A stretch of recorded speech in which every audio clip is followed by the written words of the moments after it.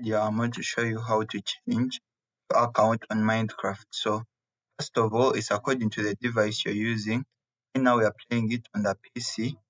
So it's different when you're playing it on the smartphone. Let me show you how to change it on PC.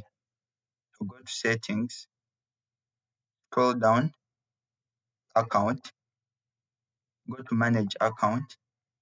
Then we used Xbox, turn into our Minecraft account. So you just have to change the game tag. That's your Xbox account to automatically change your Minecraft account. On the Android, it's different. If you want me to drop a tutorial, comment down below and I'll make a separate one. It's that easy. Just change this. So when you reach here, upon sign in,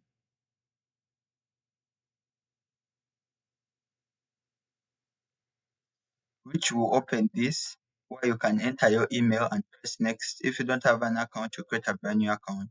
And that's how you sign into your Minecraft account. Thank you for watching.